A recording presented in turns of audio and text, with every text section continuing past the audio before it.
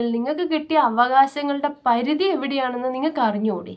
Bad words, അശ്ലീലം, IT act 67 ചെയ്ത് അബദ്ധത്താൽ ഒന്ന് play ചെയ്ത് പോയാലത്തെ അവസ്ഥ.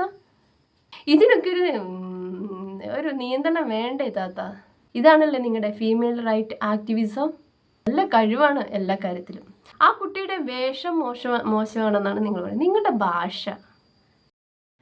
മഞ്ജുപിള്ളയുടെ മകൾ ദയാ സുജിത്തിനെ കുറിച്ച് നമ്മുടെ ബ്ലോഗർ താത്ത പറഞ്ഞ കുറച്ച് കാര്യങ്ങൾ ചെയ്ത ഒരു വീഡിയോ ഞാൻ വളരെ ജെന്യുവിനായിട്ട് ചോദിക്കുകയാണ്. നിങ്ങൾക്ക് ആ വീഡിയോ കണ്ടു തീർക്കാൻ സാധിക്കുന്നുണ്ടായിരുന്നു? എനിക്ക് സാധിച്ചില്ല.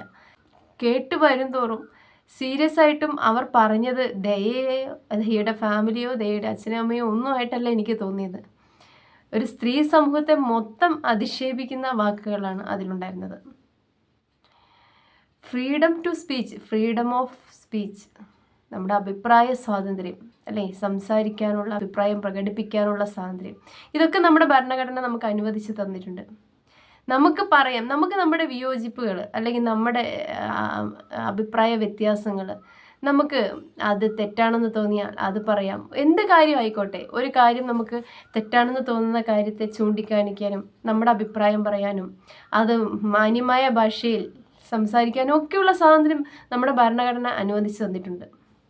അതിനർത്ഥം വ്യക്തിയുടെ വ്യക്തി സ്വാതന്ത്ര്യത്തിലേക്ക് കടന്നു കയറി അവരെ അധിക്ഷേപിക്കുക അല്ലെങ്കിൽ വ്യക്തിഹത്യ ചെയ്യുക, അവരെ ഹറാസ് ചെയ്യാനുള്ള, അവരെ അബ്യൂസ് ചെയ്യാനുള്ള, അവരെ അസാൾട്ട് ചെയ്യാനുള്ള ഒരു സ്വാതന്ത്ര്യവും നമുക്ക് ഭരണഘടനയെ ഒരാളും അനുവദിച്ചു തന്നിട്ടില്ല.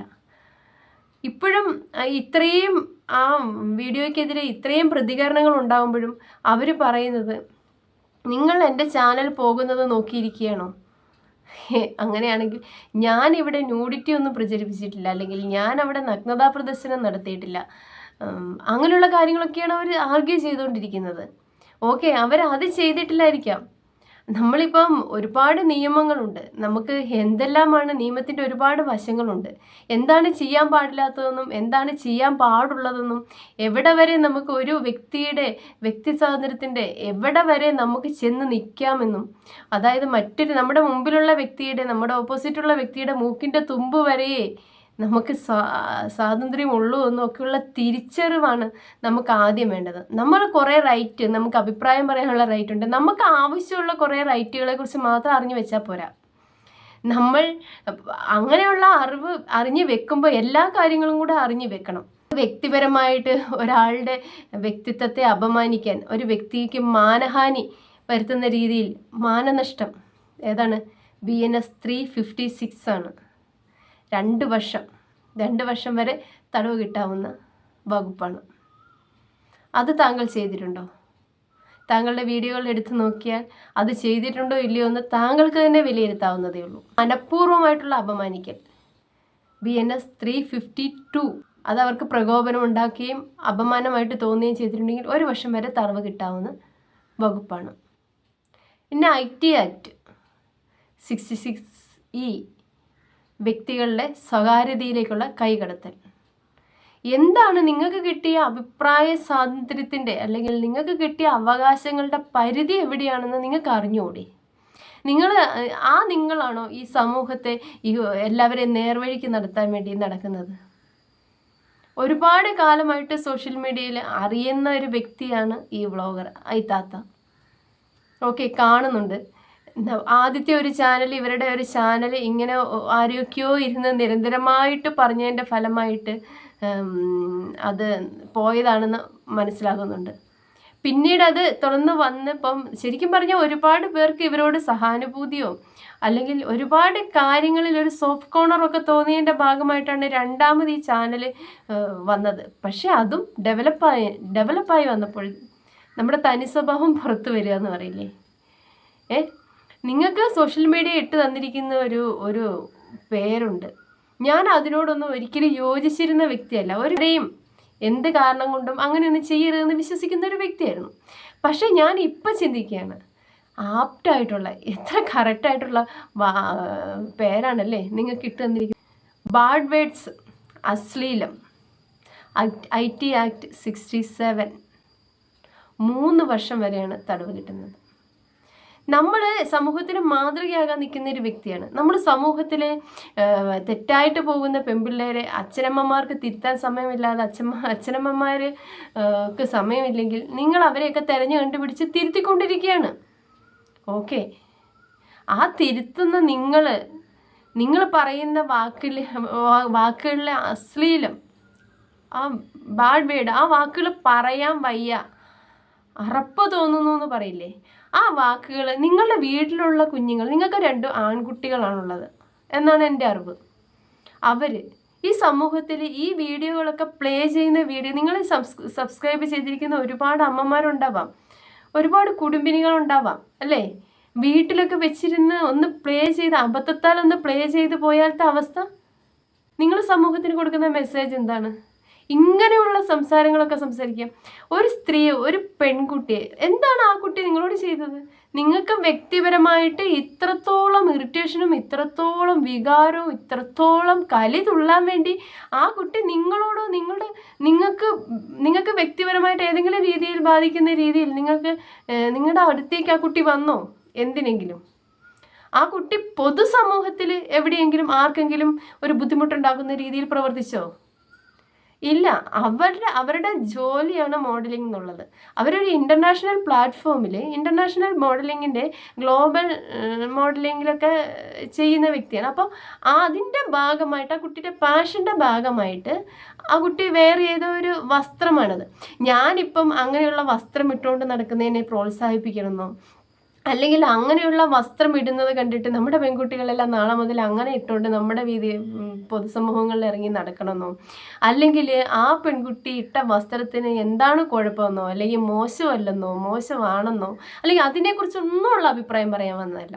കാരണം അതിനൊക്കെ എനിക്ക് വ്യക്തമായ അഭിപ്രായങ്ങളുണ്ട്, എൻ്റേതായ അഭിപ്രായം. പക്ഷെ ആ അഭിപ്രായം ഉണ്ടല്ലോ, അത് എൻ്റേത് മാത്രമാണ്. കാരണം ആ പെൺകുട്ടി ആ വസ്ത്രം ഇടുന്നത് കൊണ്ട് അത് എന്നെയോ എന്നെ ചുറ്റുപറ്റിയിരിക്കുന്ന സമൂഹത്തെ, നമ്മുടെ ഈ സമൂഹത്തിൽ എന്തെങ്കിലും ഒരു ദോഷം ഉണ്ടെങ്കിൽ അതിനെക്കുറിച്ച് നമുക്ക് സംസാരിക്കാം, ചൂണ്ടിക്കാണിക്കാം.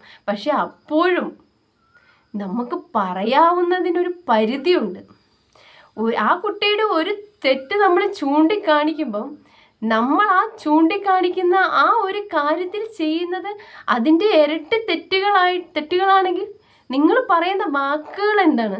വ്യക്തിയുടെ പേഴ്സണൽ വരമ്പുകളെ എന്താണ് പറയുന്നത്? ആ വ്യക്തിയെ വ്യക്തിഹത്യ ചെയ്യാണ്, ആ വ്യക്തിയെ വ്യഭിചാരം ചെയ്യുന്നു എന്ന് ആക്ഷേപിക്കുന്നു, മറ്റുള്ളവരുടെ ലൈംഗിക അതിക്രമത്തിന് ആഹ്വാനം ചെയ്യുന്നു, അവരുടെ അച്ഛൻ്റെ മുമ്പിലും അവരുടെ പേരൻസിനെ വരെ വളരെ മോശമായി സംസാരിക്കുന്നു, സ്ലട്ട് ഷെയിം ചെയ്യുന്നു, അബ്യൂസ് ചെയ്യുന്നു, വെർബൽ അബ്യൂസ് ചെയ്യുന്നു. എന്താണ് ഇതിലൊന്നും ഒരു നിയന്ത്രണം വേണ്ടേ? ഇതൊന്നും ആരും നിയന്ത്രിക്കാൻ വരില്ലേ? നിങ്ങളെ ആരാണ് തിരുത്തുന്നത്? നിങ്ങൾ ഒരുപാട് പേരെ തിരുത്തുന്നുണ്ടല്ലോ, ഒരുപാട് പേരെ രേണുസുതിയെ തിരുത്തി ആ കുട്ടി രോഗക്കിടക്കയിൽ ഇത്രയുമുള്ള അവസ്ഥയിൽ കിടക്കുമ്പോഴും നിങ്ങൾ അവർക്കെതിരെ ഓരോന്നും നിങ്ങളെ ഇറക്കി വിട്ട തെറ്റായ ന്യൂസുകളും തെറ്റായ കാര്യങ്ങളും നിങ്ങൾ അവർക്കെതിരെ വെറുതെ പറഞ്ഞു. നിങ്ങൾ ഇന്ന് പറയുന്നുണ്ടല്ലോ, ഞാൻ പ്രത്യേകിച്ച് അങ്ങനെ ഒന്നും ചെയ്തിട്ടില്ല, ഞാൻ കള്ളക്കടത്ത് നടത്തിയിട്ടില്ല, അത് ചെയ്ത്. ആ വീഡിയോ ഞാൻ കണ്ടു. അങ്ങനെയുള്ള കുറേ ന്യായീകരണ വീഡിയോ ആണ്, ജസ്റ്റിഫിക്കേഷനാണ്.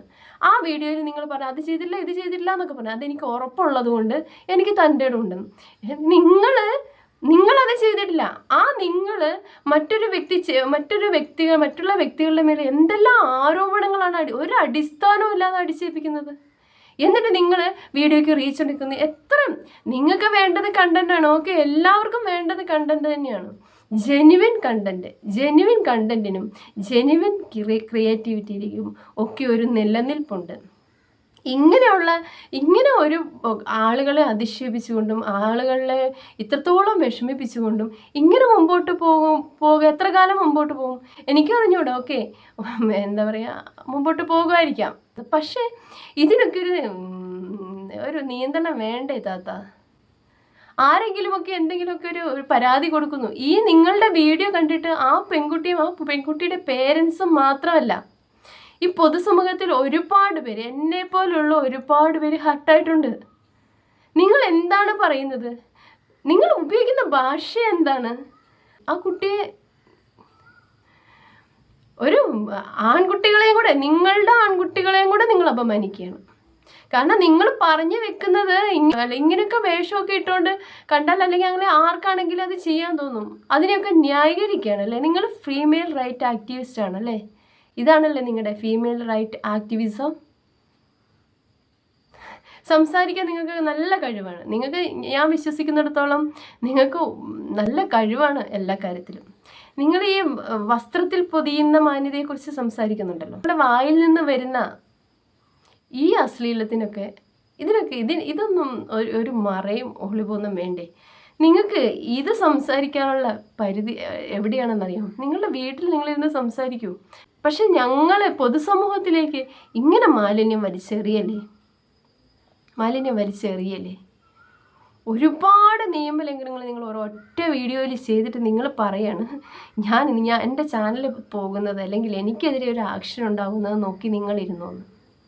ആ കുട്ടിയുടെ വേഷം മോശമാണെന്നാണ് നിങ്ങൾ പറയുന്നത്. നിങ്ങളുടെ ഭാഷ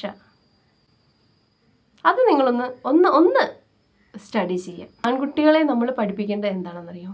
ഒരു പെൺകുട്ടി ഒരു മോഡേൺ വസ്ത്രത്തിൽ വന്നാൽ, അല്ലെങ്കിൽ ഓക്കെ പൂളിൽ ഇറങ്ങുന്ന സ്യൂട്ടിലാണെങ്കിലും ഓക്കെ, അങ്ങനെ ഏത് രീതിയിലും കണ്ടാലും നമുക്ക് നമ്മളിലുണ്ടാവുന്ന നിയന്ത്രണം, മറ്റുള്ളവരെ സ്ത്രീകളെ ബഹുമാനിക്കാൻ പഠിക്കുക എന്നുള്ളതും, ഏത് കാര്യത്തിനും ഒരു പരിധി ഉണ്ടെന്നുള്ളതും, ഒരു ബേസിക് കൺസെൻറ്റ് ആവശ്യമാണെന്നുള്ളതും, അങ്ങനെയുള്ള കാര്യങ്ങളൊക്കെ പറഞ്ഞ് പഠിപ്പിക്കുക.